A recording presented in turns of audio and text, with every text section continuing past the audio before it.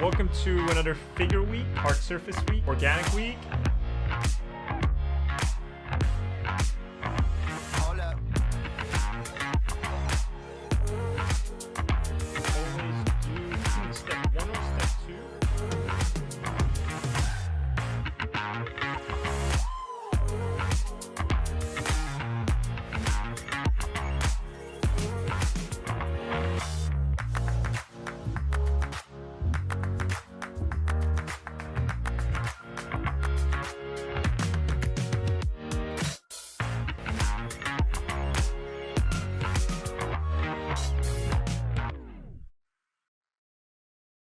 Hey everyone, my name is Ahmed Al-Douri. I'm a concept artist and former instructor at Art Center College of Design, Brainstorm, CCS, CGMA, and various other places. And I would like to introduce to you this digital painting course that I've created. But before we get into anything, I just want to thank you for the support you've all given me this whole time. And with the support of so many of you, I've been able to put together everything I know about painting into this digital painting course. You want to become a pro illustrator, concept artist, or even just a hobbyist, but you don't have a clear map to get there. And that's where I come in. I spent the last 6 months compiling everything I know from my 20 years of art practice, and I've turned it all into a map. Starting with foundations such as rendering shapes, color theory, painting basic subjects, understanding brushwork, brush economy, all that fun stuff, deconstructing the skull, drawing it from every angle, all the way to master studies, stylized painting, and you'll find yourself at the end of the course doing a concept art project based on everything that we learn in the first 14 lessons. So how does it work? Well, you sign up, you watch the lectures, do the assignments, post them to the community page if you want, and treat it as a self-study, except for those of you who have signed up for the weekly meeting, where I personally critique your work in a virtual classroom setting. I believe learning by repetition is super important. That's what I've sort of presented a lot in this course, and the assignments are tailored for that, as adapted from my time teaching at Art Center. And each of these lessons have step-by-step explanations in real time.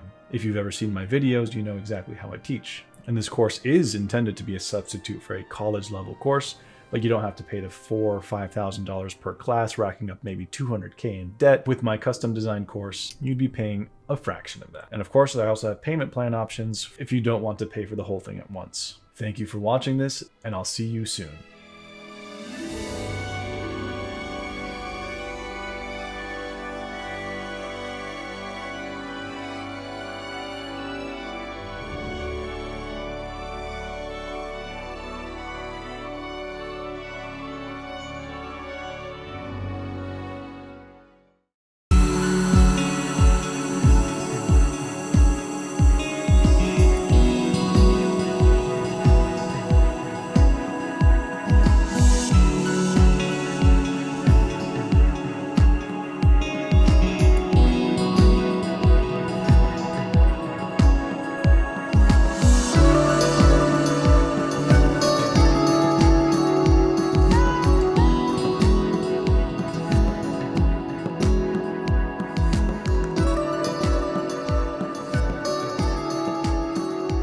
Hey guys, and welcome back to another episode of Digital Artcast. I'm glad that you're all joining me again for another talk, another chat.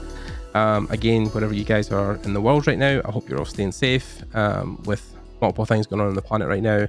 I know a lot of people are stressed or displaced, and definitely hoping you guys are just staying safe. It's a bad time out there. But again, I'm hoping that these podcasts and these chats are something that you can cling to and listen on while you're dealing with whatever you're dealing with. And I'm always glad and appreciative that you guys can be here to listen. Really special episode again today. I know I kind of say this with everybody, but I'm always just absolutely humbled about how many amazing people I can get on this podcast to chat. It really does blow my mind when people say that they want to come on and talk. It's always a pleasure when people say they will, and I know that, you know, schedules being put the way, it's usually difficult to arrange this stuff, but in the end, I always try my best to be accommodating, and my patience has finally paid off as we have Mr. Scott Robertson here again today for the second time on the podcast. How you doing, Scott? I'm doing well, thanks. Thanks for having me on again. Yep. Yeah, as you know, I have a soft spot for people from Scotland, so... The Robertson name is serving you well. That's right. Yeah. That's right. So nice to join you, and to second your comments about the difficulties going on around the world right now. It's quite distracting and frustrating and disappointing and all of those sorts of things and tragic. We'll try to maybe take just a little break from that in order to, talk about future things and hopefully shed a light on some, hopefully better days and things to look forward to. Of course. Yeah. I think it's one of these things when I've talked to a couple of people I know, because I'm on this side of the world and I know people from Ukraine, art has been one thing that they've been focusing on to really just create content and try and block that part of it out if they can, which is difficult. I know, it's always impossible. But art will prevail. I mean, if you look back even during the Renaissance and a lot of people who were traditional painters, some of the most beautiful things that came out of that were the stuff they created. So I'm hoping that it'll be the same with this, even though it's a really hard time. I'm hoping the things that come out of it also will be beautiful, that will maybe try and take some silver lining away from what's happened. So it's tragic. Anyway, so it's been a couple of years since we chatted. I think we've done the numbers, and we originally met in 2016, which doesn't seem like that long ago. Crazy how time has flown on. But then we had our first talk on the podcast in 2018. And at the time, again, you were talking about transitioning from entertainment mediums to more, I think the word is ecological, more kind of... over here we call it green tech. But, right. So there's all sorts of things you can do in the green tech space. But saving the planet. I did get a little, yes, exactly, which also, is super important to do. I did get a little sidetracked. Apple showed up at my studio and said, "Hey, you should come do this thing with us instead." Yep. And hire somebody to take over what you're doing on the green tech. Right. And it's like, it sounds interesting. And so I made the leap, actually. So I sort of disappeared for about 3.5 years. Right. So 18, 19, 20. I left May of last year, 21. So okay. It was part of the deal too. You sort of just disappear. You drop out of social media, no workshops, no freelance work. Of course, yes. It's difficult with Apple. They're very traditionally secretive about everything they do, and for good reason. Of course. Yeah. Yep. And you're sort of all in or not. And so I decided I'll make the leap and see what it's like to work for a big company. I mean, kind of once in a lifetime, but I mean, definitely not your first big company that you've worked for. Definitely, I mean, you've been in a few, in your career. So, was Apple any different to other places you'd worked that were kind of large corporations? I think it was. I haven't worked in that large a corporation before. I mean, Apple has 142,000 employees or something. Oh wow, I mean, that's a scale. Over half of that, I think, over half of that's in the retail stores, but I'm still. Some of the best and brightest minds on the planet are inside that company. So in that regard, it was quite interesting and fun. Space, but an amazing company. So a very positive experience all around. Good. And I can't, of course, say what I was doing, but it was all super creative and of course good to do while I was there. Yeah. And then I have, as things wrapped up there, and now I'm back into exploring green tech possibilities. Right. But when I left there, May of last year, I had a strong interest over the summer to explore into different software apps and creativity. Right. And I spent sort of the last 6 months of last year exploring a bunch of different apps. Wow. Yeah. And doing kind of a deep dive, and then reaching out to some dev teams, some software development teams, right, to work with them on their tools. Just honestly to help make the tools better. Yeah, I mean, we kind of touched on it before we started recording, but you've kind of had your hands in everything at this point. Most things that are an app for either creativity or production, you've kind of touched in some way. Between AI, VR, and even iPad stuff, you've kind of explored a whole vast range. Was there any particular reason that was a thing? Was it just that from what you were doing previously, maybe at Apple, you felt that was something that was missing that you weren't getting to do creatively, or? I think I've always been interested in creativity and process, and that feeds into the how to draw and how to render books, right? That's all. That's really what that's about is how to think and then how to communicate those ideas. And so I think it's an extension of that, and that there are now more tools that are becoming relevant. to support the same thinking process.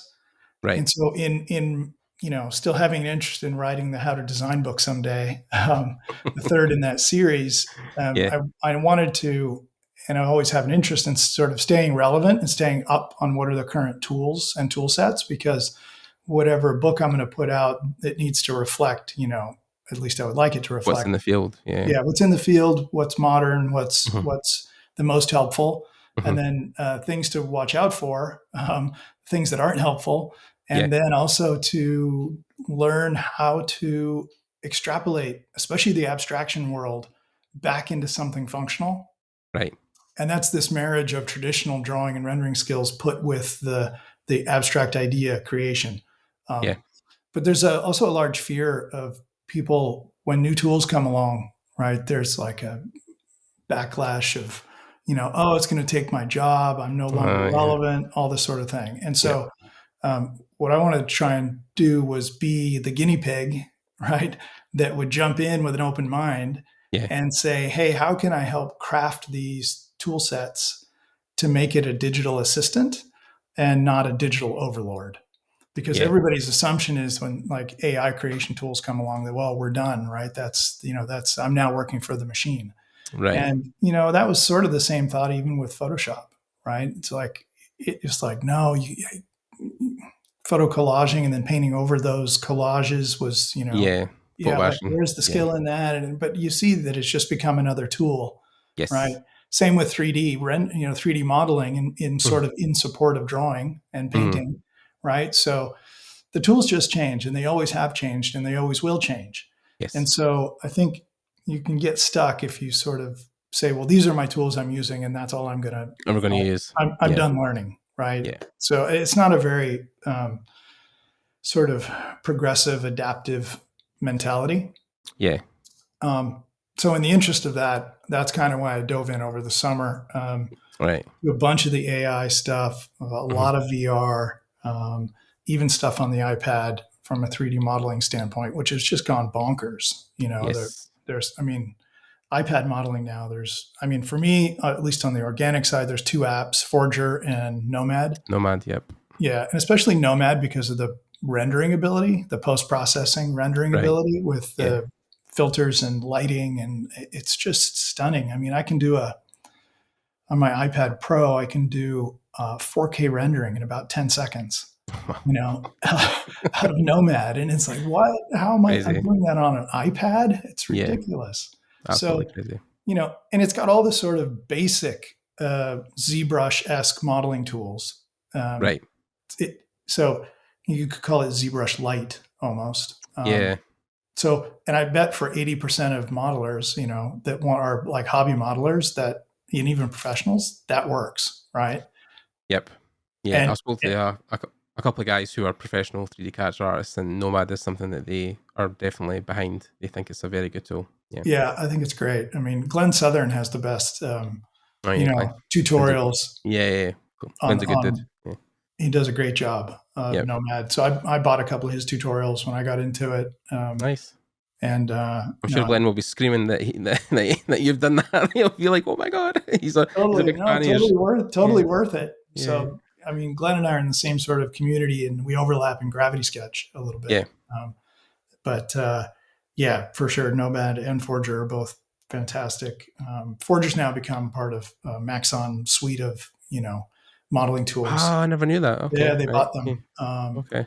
So Nomad though, because of the post-processing image rendering capabilities, is pretty stunning.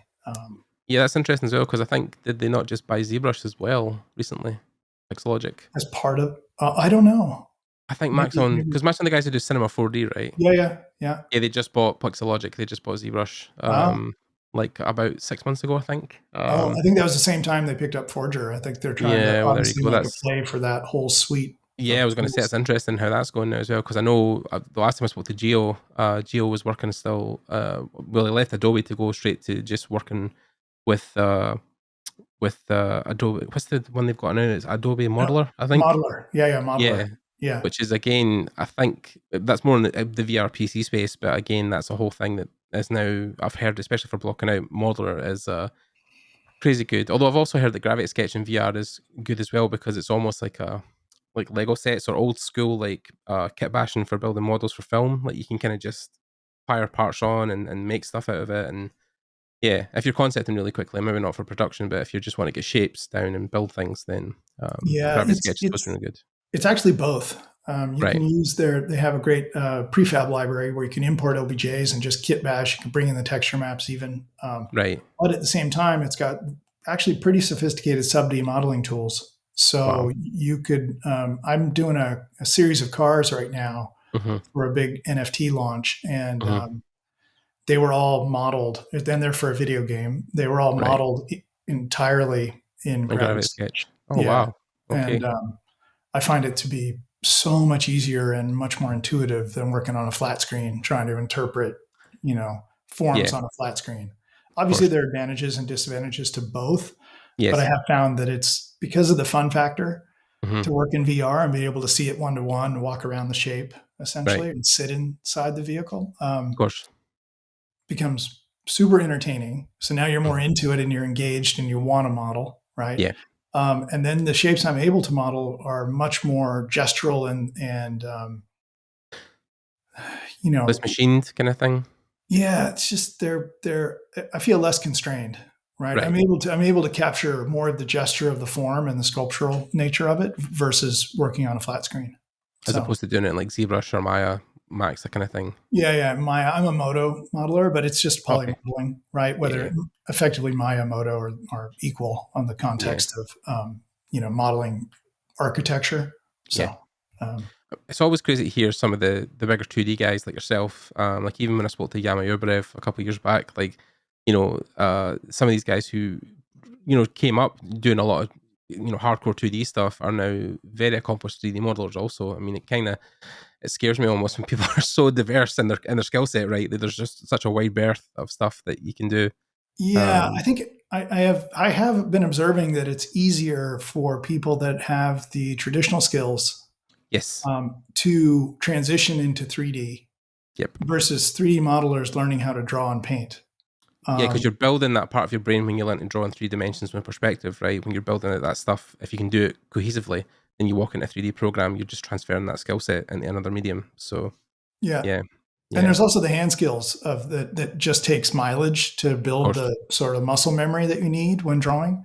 And that becomes sort of time limiter, right? How do you ever get the amount of hours you need to build that dexterity? Yeah. Right. And what happened was, I think historically, is that a lot of us that learned how to draw and paint traditionally, we didn't have computers at the time, right? There was no Photoshop.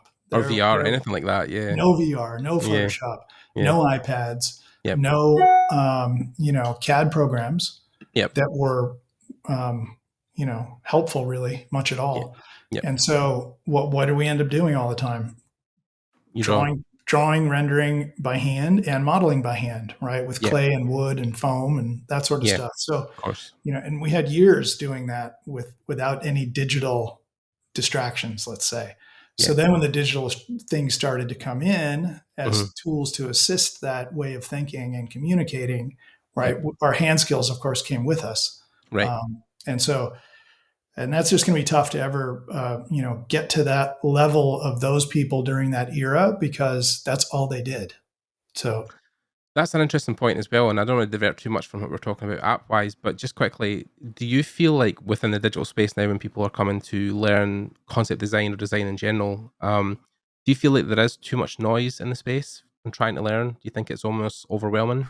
Yeah, I'm even feeling it. I mean, I have 11 apps here on my list that I dug into over the last 6-7 months, and so a lot, yes, there is a lot to pick from, and I think there is something to be said for. It's great to have all these different tool sets available, but it's sort of unsatisfying if you don't master one of them to actually start to produce high quality work out of it. So maybe it's a good way to do, to think about it, is to do an appropriate amount of research.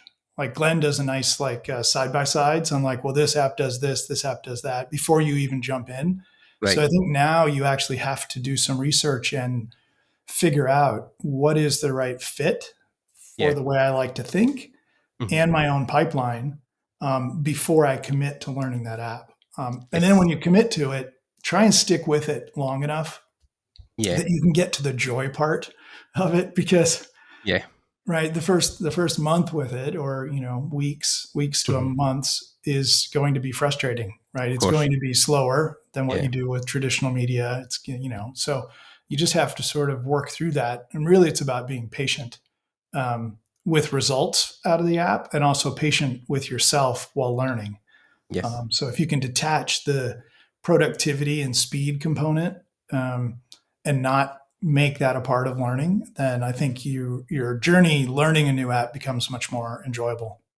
Yeah, I mean, it's been the same for me even with production modeling and something like Maya. The temptation's always been there to move to something like Blender because of the hype and the tool set, and it's free and it's incredible. But the time spent learning Blender would just, for me, production wise, slow me down so much because I had to learn it, and because I'm so fluent in Maya at the moment, maybe not a master, but enough so the tool set is out the way. I don't want to really give that up, because then it almost sets me back 4 to 6 months to try to learn that again. So so there has to be a big carrot there, right? So if you do a side by side and you say, okay, well, Maya and Blender, I'm super proficient at Maya, I already own it, I'm already up and running on it. So if I look at the modeling side of it, is Blender that much better on the modeling side that would justify? Probably not. For some people, maybe. But in my experience, I don't think there's enough at the moment. I mean, it definitely, I think because it's free, it does do things in a sense that but if you're already in knee deep in Maya, of course. But then you have to look and say, well, okay, what it does have are these really nice, almost real time rendering stuff at the end of it with Eevee and cycles, and I don't think cycles is real time, but it's anyway, or maybe it is. But so now you say, well, okay. So is there something I can add to Maya that gives me that extra that Blender has? And for me, it was the same sort of thought about Modo, right? As like you and Maya, me and Modo with years of experience there. But it has a slow rendering engine, right? So Blender looked really appealing. But then what I did is I said, the modeling tools, I think modeling tools in Modo are really elegant, and the UI is very approachable, that sort of thing. And it works well out of Gravity Sketch. I mean, Gravity Sketch just puts out an OBJ, quads, have whatever you modeled in sub D there, you get in Blender or Maya or Modo, doesn't really matter. But it works really well. And so the export into Modo worked. But I was missing the high-speed render, right? So I did some research, talked to a friend of mine who's like a Modo expert and like a visualization pro. And I'm like, okay, look, there's some things out there. There's Autodesk VRED, right? There's, Octane. There's switching to Blender and then doing Eevee and cycles as the back end of that. Unreal as well, actually. I've heard a lot of people using Unreal recently. Unreal, now Unreal's really come on now, leaps and bounds, and which is like a real real-time render engine. Exactly, game engine. But there's a few too many smoke and mirrors in that app right now for me. The quality of the reflections and lighting, etc. You have to work pretty hard to get that. So I opted for Octane, and Octane then has become my rendering engine for my Modo work and my Gravity Sketch work. That's within the Maxon family as well, isn't it? No, Octane. It's standalone. It's its own thing. Otoi owns and built that. And so it's a standalone rendering engine. I've heard a lot of people who use Modo have also used Octane as well. So I wondered if it was somehow linked. But you can get a plugin for Modo. So if you want to stay, if you want to stay in that environment, but then you're running two apps at the same time. So I usually package my Modo scene. I set up all the materials in Modo, and then I package it and export it into Octane standalone. And then I run Octane only, so I can get the optimum performance out of it. Are you using GPU rendering with the system you have just now? Is it? Is it PC based? Is it using? I have a PC I have a PC because you need it to do all the higher end VR work. Which I'm heavily into as well. So, yeah, so that the PC was really to support the VR modeling. And then it was, as a result, I have like 3 2080 Ti RTX cards in it. Sell a kidney to get those ones. Yeah, it's not the 3090s, but it is, Yeah. 3 2080s is still pretty good. Trying to fight off the Bitcoin miners to try and get a hold of some of them just now. It's a bit of a nightmare. Exactly. Yeah. So, but what's great is that for GPU rendering, it's great. Octane will use all 3 cards. Right. But, I have 2 monitors with a Cintiq and a regular monitor behind. Right. And so those are occupying a big chunk of both of those cards. So I really have 1 card plus a little on the other 2. To run the render. Right. To run the render. But it is significantly faster than anything that I've worked with. And then you're using also the AI stuff as well to generate 2D images, which there are many of, multiple, a lot.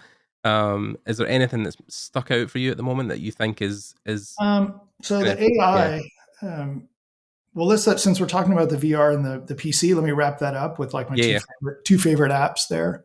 Right. Okay. Yeah. So Gravity Sketch is my favorite modeler currently. Okay. It's effectively traditional sub-D modeling. So everything I learned how to do modeling in quads and doing retopology and all that sort of stuff in Modo, right, you can basically do in Gravity Sketch. Right. And now there's some new, like, incredible snapping features. You can snap surface to surface, so you can effectively do retopo in Gravity Sketch in VR. Oh wow! So I pretty much model all my cars straight up with cut lines and everything in Gravity Sketch.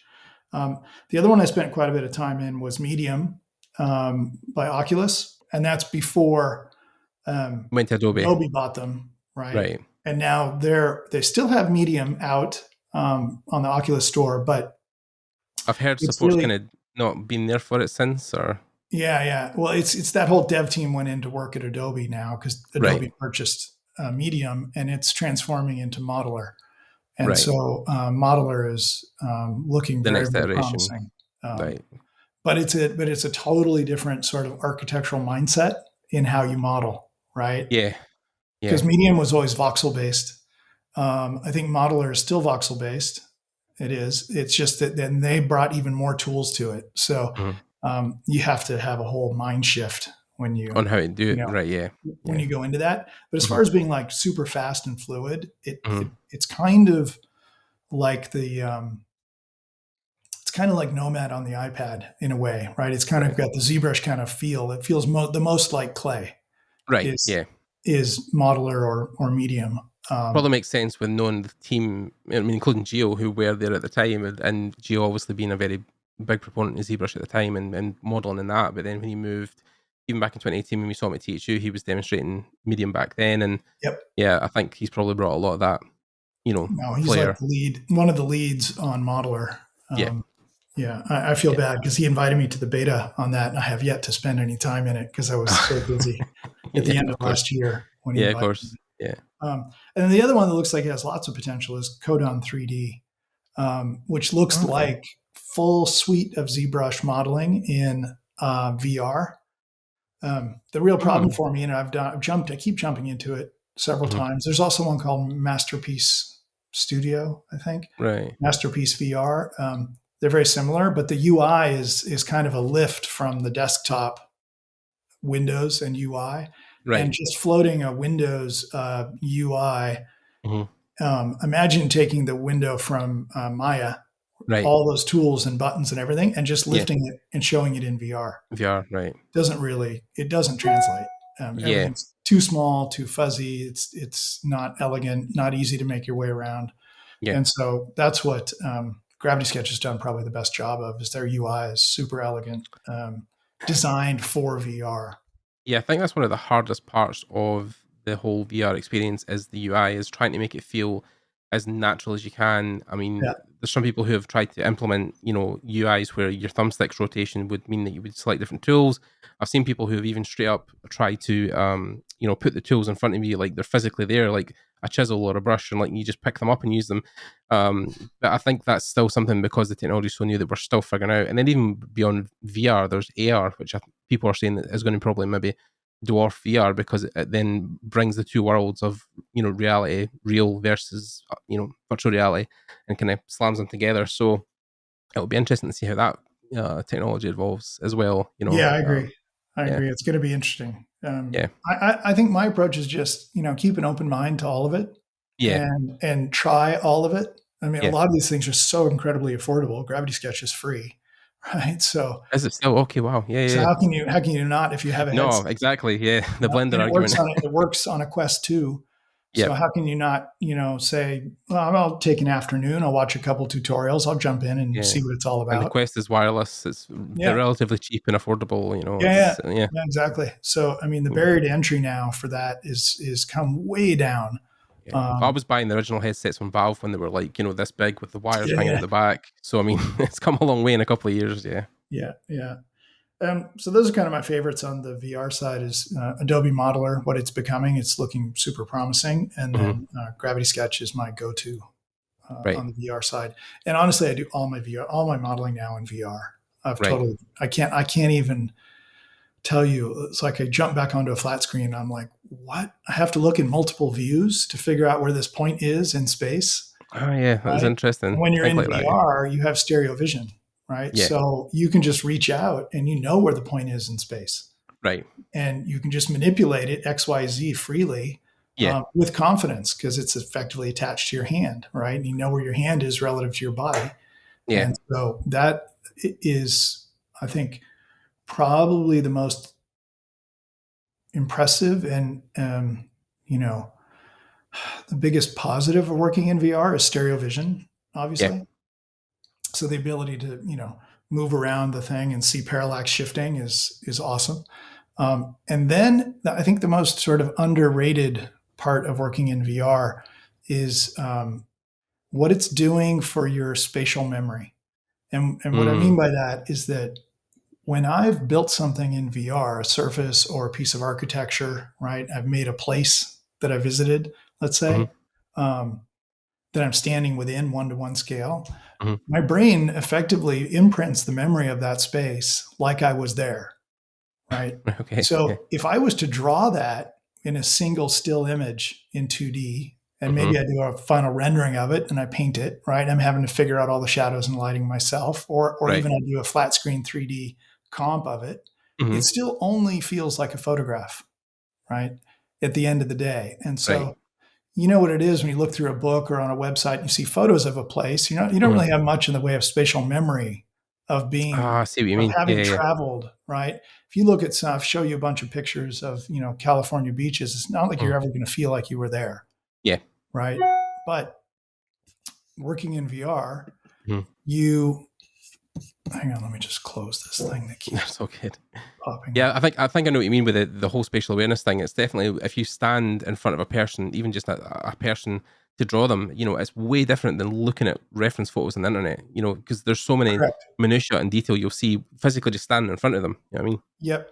Yeah. Like if you're looking at photos, it turns it into basically shapes and values, right? Yep. But they're not volumes, like dimensions in a photo, right? Yeah. But when you're in a space and you walk around something, I'm finding that having been in a space, whether I'm doing a car or a building, right, or some bigger environment, because you can model it to any scale. Yeah, I can recall that architecture or that surface much more clearly in my mind days, weeks later. Yeah. From having been immersed next to the shape and next to the volume and seeing the parallax shifting. So I think that improving your spatial memory is sort of undervalued of what you get out of the VR experience. I think it even draws back to totally what somebody told me when it even came to just drawing in 2D. Like they were saying that one of the biggest problems they had by a lot of students is because of COVID and because of online, people were taking so much of their drawing experience from looking at a monitor and, you know, pulling up a reference photo of a person or a car or anything. And their drawings felt like it lacked that dimension like you talked about. But when a lot of people traditionally learn how to draw and they went out into the world and done urban sketching or, you know, life drawing, that almost is like 3 to 4 times the amount of, you know, memory that you'll get from drawing as opposed to sitting looking at a reference photo, because it trains you differently to look at something in a dimension when you're staring at it and it's right in front of you versus a flat screen. You just don't get the same experience. No, you're missing the immersion and the parallax shifting, the stereo vision, the seeing volumes versus shapes. Even people I know who paint outside in the world, because even looking at a sunset, for example, or a sunny beach on an image on a monitor, the monitor can never capture the things like your eyes can. I mean, you look into a sunset differently with real paints and real perspective. Some colors will just know they'll change because they're just different on monitors versus how you see them and perceive them with your own two eyes. So yeah, even colors like that. So I would urge everybody, whether you're at school somewhere and there's a headset available now, everybody's stuck at home. But anyway, if you know a friend or you can jump into a headset and give it a try. I think it's well worth it. I'm full. Like if you asked me 5 years ago, would we be modeling in VR as like the future? I would have said, no, you're crazy, right? It's going to be, the flat screen modeling is getting so good now, blah, blah, blah. But and nowadays, totally. And you can go cut models or 3D print straight out of Gravity Sketch. It's 100%. It's really interesting. And I think you just have to keep an open mind to it. Like, don't shut it down before trying it, and give it like a real try. Yeah. Like a couple of months or something. Exactly. Do it multiple times. I mean, even Gio, same thing at Medium, and he was coming from traditional clay modeling into ZBrush, and then he never thought it could be as good, right? But he kept going back. I think it's all he does now is VR, I think. I know. Yeah. But he kept going back and trying it, right? And it took time to find what are the right tools in this new app that are familiar to me and carry over my knowledge from traditional media into this new environment, right? And that's what really sort of took him a while, was to work out his pipeline or his process, right? How do I achieve the same sort of shapes that I'm used to achieving with clay and ZBrush in this new environment? And that takes time.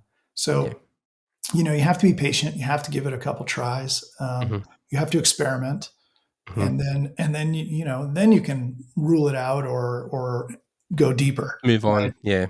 But and it does every time. Like, staying current on new tools just takes time, right? You just have to say, well, okay, this is just going to take time. I need to find whatever evenings, weekends, and I should jump in and just keep an open mind and keep always experimenting and trying. What's coming. I think people just, like you said, it sometimes can get too frustrated with attention. It seems to waver because if you're not really great at something within a couple of weeks, then your brain is almost like, well, why keep wasting time? But for some people, I know it's taken a whole year to get to a point where they're comfortable with a software. But then it's a whole year, but then for the next 10 years, the software. So, it's not a thing where every second counts. I mean, I know your time's precious, but, you've got to be patient. Yeah. And I think the part that people forget is that there is the learning curve takes practice as well.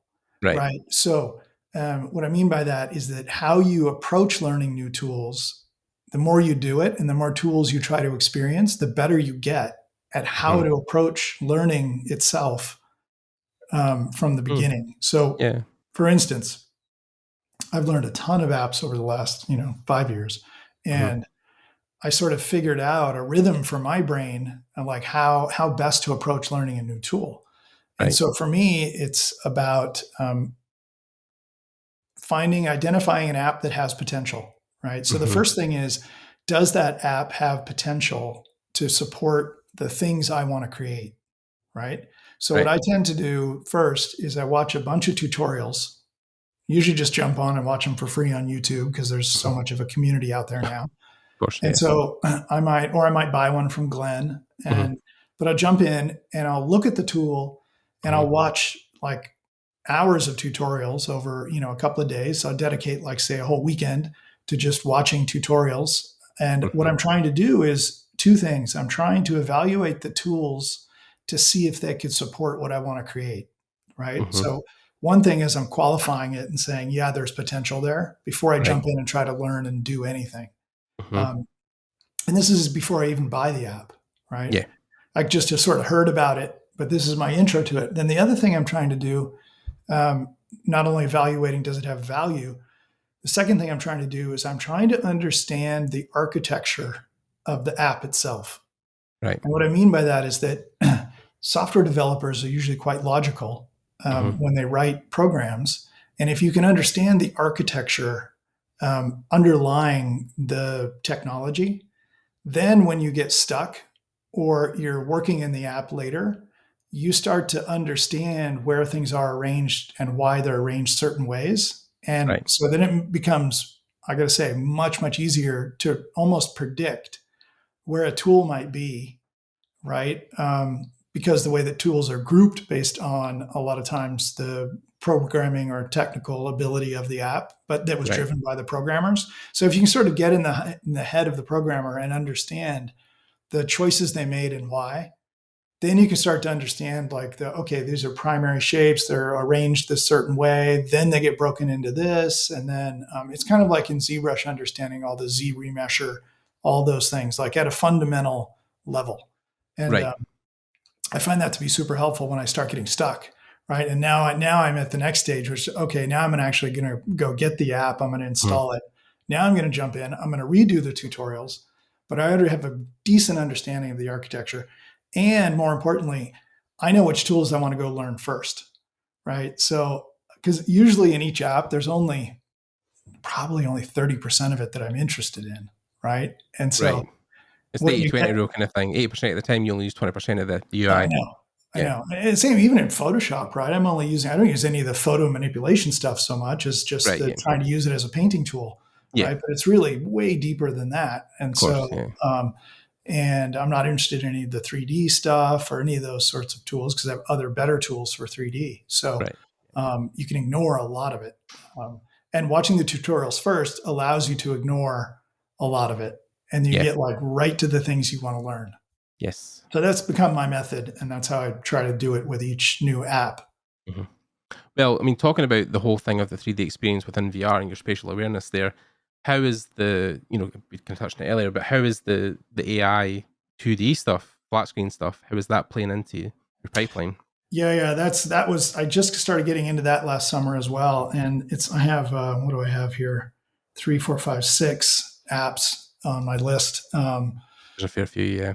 Yeah. So I saw that as also something that you could easily, as an artist, a traditional 2D artist, Photoshop master or traditional painter, you could say, well, yeah, I don't want to work for the machine. That's the digital overlord. I don't like what it's doing. It's like, okay, fine, but it's here. Okay. It's not like just because you are opposed to the philosophy of it, that it's going to go away. Right. Yeah. So you have two options. You can block yourself off from it and say, and ignore it. Okay. Or you can jump in with an open mind and adapt and say, okay, is there a way that I can take this tool set and manipulate the tool set to be my digital assistant instead of the digital overlord?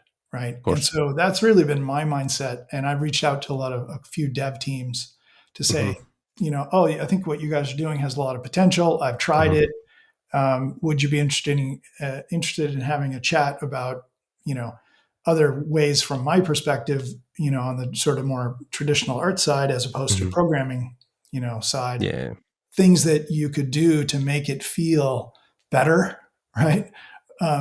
For the artist to have more authorship, more control, things like that. And so my deep dive into the AI was, I'll just list off my apps I started with. So Art Breeder, Canvas with NVIDIA, which was an extension of Codon, which was that AI engine that Canvas grew out of.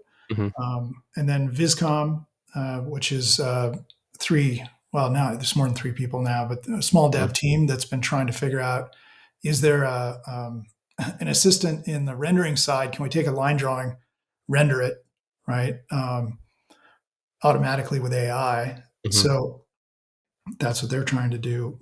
They're doing other stuff as well. Disco diffusion, which is like new on the scene. I don't know if it's actually new, but it's sort of like new in the concept art world. More people are starting to try it. Which I've seen are probably one of the most impressive so far. Is that? I think right now it is the best. It takes the longest amount of time to process. To work it, and it's much more robust, but it's also a little bit harder and technical to install. Like it's you, and effectively when you're doing your controls, telling it what to do, it's more like you're going in and I won't say replacing code, but there are, it's not like a beautiful UI with menu windows where you with a prompt. There's no real front end for it right now. No, there isn't. Yeah. And then Dream by Wombo is an iPhone app, but it effectively is the clean, simplified version of Disco Diffusion in a way. Yes. So, and then same with some of the categories and genres on Artbreeder are much more refined and have a friendlier environment to work in. So with all of those, I think the people that can use those AI images most effectively are the people that have the best traditional skills, because there are two things at play. There's design, so it's the what is in the image, right? The content, and then it's the refinement of that content. So, and I've done tons of stuff with abstraction over the years, whether it's photos or I used to do a bunch of collage things in Modo using the replicator tool. And I would take 3D elements and stack them up on top of a figure and get these crazy sci-fi suits, but they were all photoreal, super complex, right? So if you think of a traditional process, you start with a blank piece of paper usually. You might pull some reference images, but effectively you're stuck with a blank piece of paper and you start usually line drawing. Right? Then you fill in those lines with some silhouettes. Then you start to add volumes with shading. Then you start to refine the materials, right? Towards the end. And then maybe you start even in grayscale and then eventually go to color. And so it's each step along the way, the image you're creating gets a little more complex, right? Yeah. But when you use AI and abstraction as the way to start, it's the opposite. Right. So if you start over here with like blank piece of paper and each step gets a little more complex and you end up here with something photoreal and, in an environment or a scene, telling a story, communicating a design or an idea. Over here, if you do AI, you start over here and you literally in something like Dream by Wombo, you just put in some words. Yeah. Right. Which is actually the same as the original drawing. You start with words usually, right? This is my intent. I want it to be sporty, rugged, right? Whatever. So you do that over there. Same for drawing. They kind of start at the same place.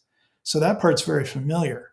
Where AI is really strange is that it jumps right to here, which is where we ended with the traditional method. It jumps and you go from the words to full photoreal. Now you're here, right? You're like, boom, I see all of it. And it's usually way, way too much, right? It's usually, in a lot of like Dream by Wombo, there's like usually 3 or 4 horizons within one image. And you've got to go in and crop it to find, okay? Yeah. So now you have a different set of tools that you need to use to take the super photoreal, super hyper complex image. And now you need to work backwards to this one, which was the one that has the intent and the design that you're trying to communicate, right? But you're finding it in a different way, right? This one's a slow progression of simple to complex. This one is the opposite, complex to desired simplicity or finished piece in the middle. Yeah. And so it exercises different tool sets, right? So you have to be more of an art director. And so there's because you can generate so many images so fast, a big part of it becomes editing, art directing by manipulating the prompts, right? And so having spent, I made like thousands of these things now, I have full folders and folders of these tests. And where the originality, the opportunity for originality using AI tool sets is within the control of teaching the machine. Yes. And what I mean by that is it's the data set that you feed the machine and the algorithm that manipulates the images, right? And then you get all these results. So I'm trying to encourage all those developers who are writing these programs to say, listen, I need authorship of the data set. Like for me, that's what I need. And I know it works really well because I can do it with Artbreeder, with 2 of the genres in Artbreeder. You can do it with the portrait faces and you can do it with landscapes. Yes. And so that's where you can control the data set entirely. The kind of sliders, the genes, the things in them. Yeah. And you can upload the images that it pulls from. Yes. Okay, so that's really at the root level where originality is going to happen. And because then it's a data set that I created, I uploaded, and it wasn't just a word prompt off the internet, and it wasn't an AI tool going out searching the exact same data set that you would search and I would search would be equal, right? Yep. And as a creator, I want authorship, right, of the imagery, right? Because I want my image to be more original than your image, let's say. I want it to be different, right? I want to express the things that I'm most interested in that final image. So right now, all the AI tools have pros and cons about this desire for originality and how they either let you do that, right, or they don't. And so I would say the ones that don't let you do that very well are Dream by Wombo, for instance, right? Mm-hmm. You and I, the only thing we can put in there in that app is we can put the word prompts, mm-hmm. and then we can choose the art style that it tries to apply to the photo mashup, right? But it's basically doing an internet query, and it sends off, looks for, right, things with those word prompts on the internet. Then it samples, pulls them, and then it has a sort of contextual. Sometimes some of the art styles try to turn it into a portrait piece or a figure. Right. Other styles are better at turning it into a landscape, right? So you sort of learn that which style works best for the content. So it's contextualized a little bit, but that's kind of the one that feels a little bit frustrating in like you get amazing results that are super complex and abstract. It takes a lot to paint over those and get them to a high level. But they're super inspiring to look at just to get ideas going. Ideas fun, Yeah, but they're the same ideas that, I think where the tools fall short is that if it feels like anybody can get to the same result, right? It doesn't feel like I'm bringing my value that I've learned for 20 years, 30 years, right, to this tool, right? So I'm really pushing hard that the new AI tools and machine learning algorithms leave the opportunity for artists that have a broad knowledge base. How can they influence it, beyond what like my mom could get, right? So if my mom can get the same image that I'm getting, then I'm disheartened. And I feel that none of my prior knowledge and skill have a value in this AI tool.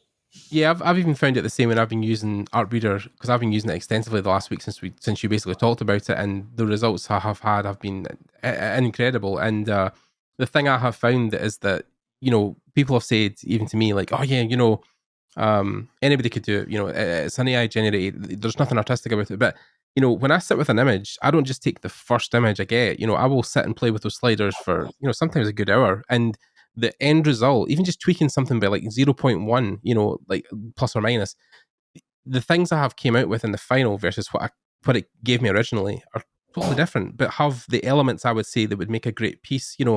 Even the one other night that the more I formed it, with these snowy mountains and this thing off in the distance, I was like, oh yeah, I could put some birds for scale out the back there and a light coming down, and that could be a kind of like a Skyrim-esque kind of RPG thing. And, those things have then inspired me. And when I started to get those ideas into either what genre or game I could do kind of a tribute to with those landscapes, you're then molding it to that artistic style. You think, well, there's compositionally, right, okay, if I use my ruler thirds, the mountain's up here, and then it kind of swoops down, so there's a leading line. And this is stuff where artistic brain comes in, like you talked about, where sure, anybody can press a button and an AI landscape's generated, but then to take it further into those aspects of now it's an artistic piece, that's where the artistic side comes in. So it's a very 50-50 relationship. Yeah. And that, I think, feels like a digital assistant, right? Yeah. And then you're like, okay, yeah, this is speeding up my process. This is generating ideas I wouldn't have otherwise had with either just looking at photos or a drawing, that sort of thing. So those are the areas where I find it super inspiring and almost addictively satisfying. So that's a nice example, that art reader that gives you the sliders, right? So now what's happened then is that they've given you back some authorship control. Yes. So the way I used it, which was, yes, the sliders, but I did it different a little bit in that I took the time to build my own data sets. And so what I did, because the slider between the two images that it blends with, one is artistic style, right? Illustration style. And the other one is basically design or composition, right? Yep. And so I started doing these really simple black and white, even just Sharpie sketches or 3 values of gray, right? To delineate the composition, right? And I would scan those and I would build a data set of those that were compositional controls, right? And those were original drawings from me, but now they've been put into that half of the AI equation. Yeah. Then I took some of my landscape paintings, and my dad was a landscape painter. And so I took a bunch of his landscape paintings that I had, of which I'm the only person who has them in the context of this, so now it's an original data set. Right. Meaning I'm the only one who has them in all this photographic form, right? Yep. And so, or digital form. And so I did that plus my own landscapes, and I built that on the artistic style side. Right. And then so now I've got a data set, 2 data sets, one for artistic style that other people don't have. And I'm using traditional line drawing and marker sketches to control composition, right? Which also people don't have. And so now that really feels to me like a digital assistant. Yeah. And now I'm creating original pieces that are derived from my own, my own work and my dad's work as a sort of a combo mashup. That I find to be more satisfying than the Dream by Wombo style. Dream by Wombo is literally like AI sketching. It generates tons of like ideas, but anybody could generate those ideas, right? I don't feel there's a sense of authorship really. I will say, because there's 100 characters you could use, right? The more words you add, the more original sort of sense of authorship you get, because the odds go down that somebody else in the world would have picked the exact same words. Right. So if I'm using all 100 characters and I've got however many, 10 words in there or something or more, 15 even, now I'm actually starting to get that sense of satisfaction that comes from authoring the originality of the image. Right. Yeah. I agree with you. I mean, like, it's one of these things where, like, if you could stand at the back of a canvas and look at, and somebody else held the brush and you said, okay, put a mountain there, put a stream here, and you were just kind of directing, like you said, you were just moving things about, then that's kind of where these things feel like they're going. And the less you have to maybe use words or slide stuff, and it comes to a conclusion really quickly with the data set you upload, the better it's obviously going to get in the long run. So. Yeah. And so Canvas from NVIDIA is like that, right? Canvas from NVIDIA is like, if you have strong perspective drawing skills and a good sense of image composition, you bring those skill sets when you define those shapes. Because the NVIDIA one, you actually paint, it's like a brush, right? Shapes, right? And they're color coded, right? They're color keyed to different topology or landscape elements, right? So river, sky, mountain, grass, trees, right? Those are all different colors. Yep. And so you're basically making shapes. But if you have the ability with traditional skills to draw in perspective, you know how to change the scale of those shapes, right? Yeah.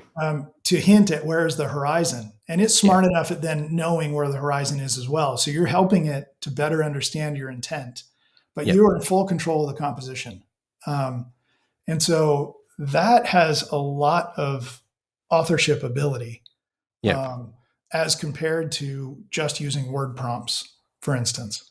Yeah, definitely. And then again, it's one of these things where, I mean, you probably feel that way, that with NVIDIA, that would be a good combination to integrate into something like Artreader, right? If you could get to a point with a picture where you were like, I just want a mountain, like right there, and you could maybe just paint that in quickly and it would obviously regenerate, make it up again. Yep. You think that would be a good combination of like those two minds coming together? Yeah, I agree.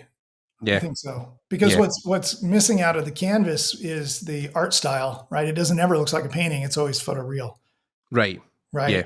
And what I've experimented with is taking those photoreal images and then throwing them into like a post-processing app, that does filters. So Right. then you can get the artistic feel of the more painterly feel that's maybe more interesting to paint over the top of. Of course. And can't remember the one I was using. John Park recommended it to me. Hmm. But there was a good app. There's a bunch Hmm. of them, but Yeah. artistic art filter ones make it look like a watercolor oil painting. The traditional Yeah. stuff. But Yeah. so that you can take those canvas images and manipulate them even further. Yeah. You can also then take your canvas images and Mhm. build a data set inside Artbreeder. Right. Right. So you could take all your landscapes that were AI generated, Yeah. right? And this is like the snake eating its tail, right? Yeah. Now you Yeah. start to you feed it its own creation. So I Yeah. could go in there and draw Mhm. my own compositions, Mhm. whatever I wanted. I could then filter them in another app after Canvas. I could get Mhm. a watercolor, oil painting, pastels, whatever look I wanted. Then I Yeah. could load those into Artbreeder and then use those as my art style images, Yeah. right? Yeah. But they also have the compositions as well because Yeah. I created the compositions. So I think that there are a lot of really interesting multi-app mashups, Mhm. right? And you only sort of get there when you take the time to try and understand the apps at a fundamental, deep level, Yeah. right? And what are they giving you for your pipeline and your process, and Mhm. how can you exploit that what it gives you, right, to support your desired, outcome. Yeah. Is this a thing where it's all kind of building and, we'll maybe wrap up with this, but, the whole time I put out questions for you for kind of online, when people knew I was coming to interview you, the kind of common question we got back was, where's the next book coming in the series for you? Because you had the how to draw, how to render. So the how to design is obviously the one people have been looking at. Is this something that you're building towards with these experimentations? Yeah. Everything I do with all these experiments, I Mhm. have the plan to drop them into a book as a chapter, right? So I Right. would do here's my experience in Artbreeder, pros and cons, right? Here's a chapter on that. Here's 10 pages that cover my experience and exactly what we've just been talking about, Yeah. right? In the context of new tools. Mhm. So how to design would have a new tools section. I don't really like doing tools or software at a granular level because it changes so fast, Yeah. right? So I don't want a book to become outdated. So most Yes. of my discussion around software and tools Mhm. has been about architecture and the philosophy behind the thinking, right? And that's where I don't really matter how many revs come out of the software. Um, Generally speaking, when a dev team has decided on the architecture for their app, they're going to stick with that for a period of years, Yeah. right? Because that's a big jump to then all of a sudden switch a rendering engine fundamentally, right? So I think I'm okay talking about apps and software in the context of a book chapter, but it Mhm. will be from a slightly different approach. It'll be a higher Mhm. level approach about Yes. you know here's the view from up here about what these tool sets can do, and here's a way mentally to approach them Mhm. so that you don't feel threatened by them, and you sort of need to you need to own the machine basically. Yeah. Make You it work need for to you. it won't be upset with you if you dictate to it what you Yeah. want it to do, right? But you don't want to be at the mercy of it. So you have to just really dig in and say, what does it do well? What can I manipulate? Mhm. Where can I keep my authorship? Where can Mhm. I keep the creativity, the originality, Mhm. right? Where does it give me an edge professionally? Where Yeah. can it help me see new things that I wouldn't otherwise have ever thought of, right? So how can it help me broaden my style, my visual library, right? And so I think it's fantastic for those things. By the way, I Mhm. mean it's like, wow, I generate 100 landscapes in an afternoon, and if you asked me to draw all those, I would have Ah, not come up with, yeah. 80% of these are things I wouldn't have ever thought of. Yeah, but weeks worth of work as well, as opposed to hours as well. If you ever get there, right? Yeah. And so, as far as broadening your style selections, Mhm. right? I think it's hands down the Yeah. future, right? I Yeah. mean, it's already here. Like, don't argue with me or express you know Yeah. on what and discuss whether or not it's coming or does it have a future. It's Yeah. like, It is no, here. Yeah. it's here. It's been here Yeah. for several years, and if you're, and that's just where it's at. So either embrace it and help steer it, Yeah. right, or you can ignore it.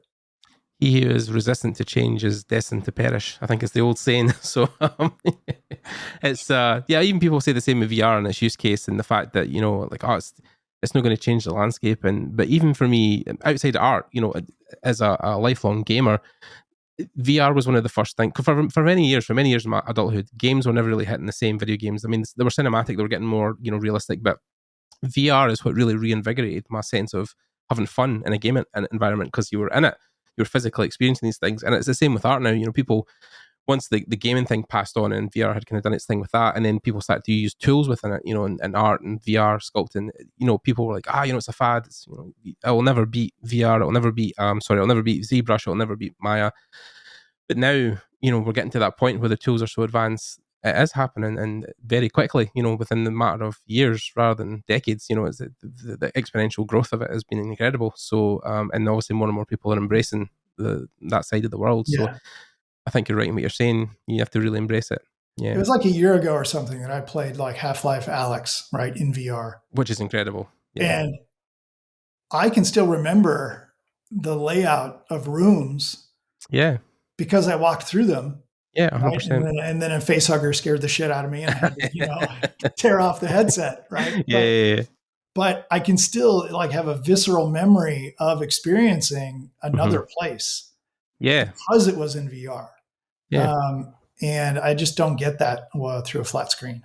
I'm the same. You know, even the times when I first was playing with VR, and, you know, the early days of the Vive headset and all the huge controllers, and I would play a game for maybe an hour or two, and when you take the headset off, you would forget where you were. You were forgetting you were in your room or in totally. Yeah. It's scary because your mind plays such tricks on you. And the first times I was playing, you know, the vertigo, the sense of like falling, like a lot of that stuff was like, you know, you didn't have your sea legs, as I said it, you know, early on. But now it becomes almost an extension of you. When VR, I actually found a sense of like loss when I left a lot of those places and came out back into the real world. I couldn't feel the same way I did when I was in VR. It was scary. Yeah. It doesn't scare me. I enjoy the like just white room, clean modeling experience where I just control the lighting and the HDR that's reflecting into my surfaces, like if I'm doing a car. What I love is just the lack of distractions, right? Yeah. I don't have anything popping up in my YouTube or anything, music session, right? There's no email popping in. Mm-hmm. There's nothing that distracts me. So when I go in there, I find it so enjoyable to just focus on the task at hand. Mm-hmm. And nothing moves in that modeling space unless I physically move it. Right. So this is very different than a video game experience where there's things in the space that are approaching you and, you know, chasing you, whatever. But that's very, very different. You react to a lot of the environment. This is you're in full control of the environment. So, I mean, it's one, I find it super comfortable as a result because nothing moves until you move it. Right. So there's no disconnect between your camera and the environment. Right. The worst for getting sick and nauseous is when there's a disconnect between what you see and feel. Right. Yep. And so there's always like rock solid, and I always sit when I'm doing it. So I'm you know, I always lock vertical when I'm working. So I find it rock solid movement wise. And so that allows me to do like 6-7 hour sessions, you know, during a day. Oh, wow. Not all in one go, but for the total for the day, I can do 6. Right. Okay. I was going to say your head would be killing you. The most I can do in headset is about 3 hours. You start to feel it on your head after that with the headset. Yeah, exactly. It's more like becomes physical. Like a weight thing. Yeah. Yeah. And so I work with a Rift S because it's lighter. Okay. I like it better. I think it's more comfortable than the Quest 2. And having started with tethered cords, it doesn't really bother me to be tethered. And I'm seated. So it's not like it's, you know. You're moving about and turning. Not standing and moving around the room. But And did you have any questions from people that you wanted to ask? I got a little more time. Yeah, I mean, mostly, to be honest, it was mostly about your new book and about, you know, if the book was ever kind of coming out, if you had an idea about. Soon. So cut right to that right away. It's not going to be here soon. Yeah, I'm now shifting back.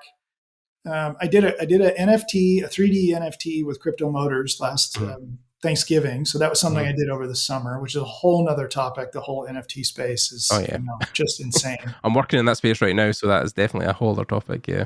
Yeah, well, we could have a talk about that at some time if you like, because I have learned a lot about it. Hmm. And we're doing a big one soon, middle of this Hmm. month, with Hmm. a group I collaborated with called Whip Season, Okay. WHIP season.com. Hmm. It's basically like collectible baseball cards in a way, but they're all cars, and they're all Okay. cars as part of a video game. And so it's very much a 3D heavy, offering. Right. And the cards just are keys to unlock the 3D asset in a metaverse. So there's a Right. large utility function to the 3D asset, which is the same thing I did with Crypto Motors back in November. Um, Right. so We're the same. We're doing a collectible card game at the moment, and the collectible cards are NFTs, but then they have a function because we're building. That's why I'm on board, because I'm doing 3D. So we're building a 3D game that facilitates the cards that you can use in the world as a physical card game, and then we're building the 3D environment. So the NFT at the moment really is for us as fundraising, is to build capital to make the actual game. correct. NFTs is just a part of it, but yeah, we're finding that space really interesting, and now we're building function in the NFTs. A lot of people are getting on board because it's Yeah. one thing they found that people have lacked from the NFT space is that there's no real function of them past collecting. If So you can attach utility, it's got much more, it has longer legs to the yes, appeal for the person who buys it, and it has more value. yeah, Especially if you end up in a like play to earn situation. Like if you can get it into a play to earn game, you we're can kind of make back that's the what we're money. aiming for. Yeah. Yeah, you can make back the money, right, that you used to purchase the car in the first place. Yes, Um, that's pretty much what we're doing, because in the world that Matt has built out. So I'm working for Matt Gazer, so he's my boss at the moment, and yeah, he's worked for many years in Disney, Warner Brothers, Universal. He's worked on all big film projects as a concept artist and visual development artist, but he took all his kind of money from that to build this company, and now he's using that to build out the world of Dr. Zamzi. And the card game is something that was kind of the first thing, because working through NFTs we can raise that capital. But now also we're talking about doing a full feature 3D game, a TV series with possibly with Netflix or something, and then also a film at the end as well, maybe with DreamWorks, to do a full animated feature. So yeah, the NFTs at the moment are kind of just funding us to keep us going through the initial stages. But yeah, we're working on the game first. I mean, there's a lot of controversy around it because it's cryptocurrency, right? And a Yeah, lot of, power usage, the energy, and stuff like it's that. power usage. It's a lot of them are quite dirty because of where they're being minted, right? So it really Yes. depends where it's being minted on how Yeah. dirty it is or is not. Yeah. And so we're using.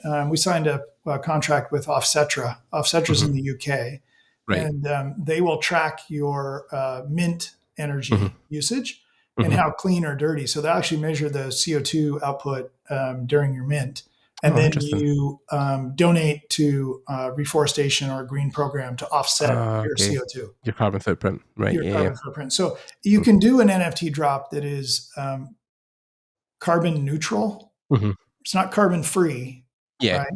But you can offset The the cost.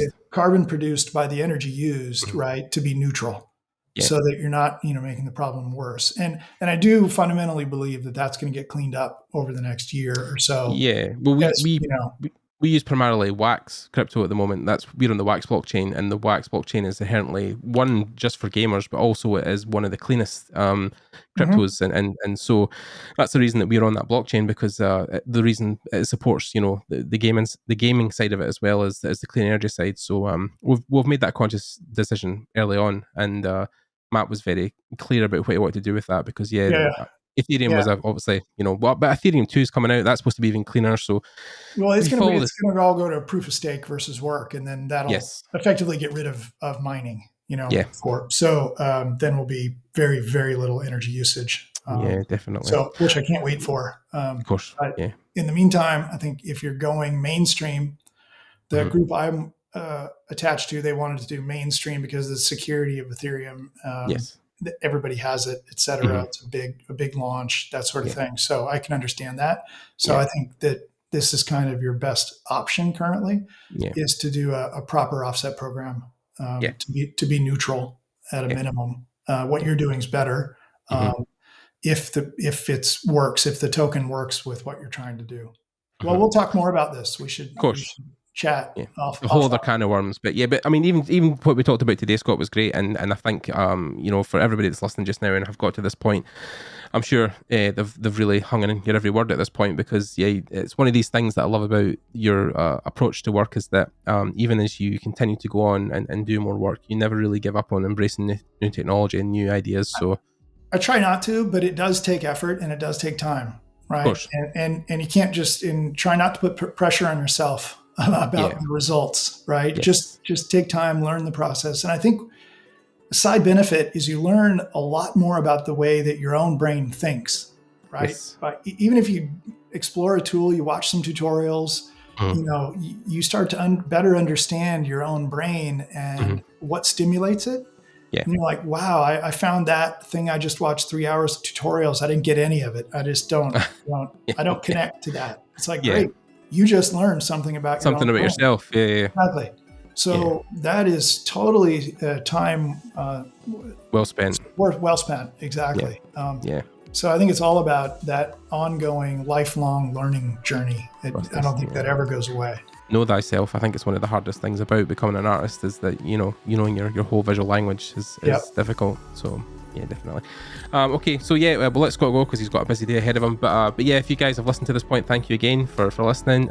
If you have any questions for Scott, you can leave them down below. I'll try and forward them on. And again, I'll leave all of Scott's social links or art links, and of course every app that he's talked about. We'll try and extensively list all of those below as well, so you can check them out for yourself. And that's pretty much it. Thanks to you guys again for listening. Thanks for Scott for coming on. I hope you enjoyed it. Thanks, Gordon. It was fun to catch up. Yeah, definitely. And we'll see you guys in the next episode. Remember to check us out. Pray for better days ahead with the rest of the world.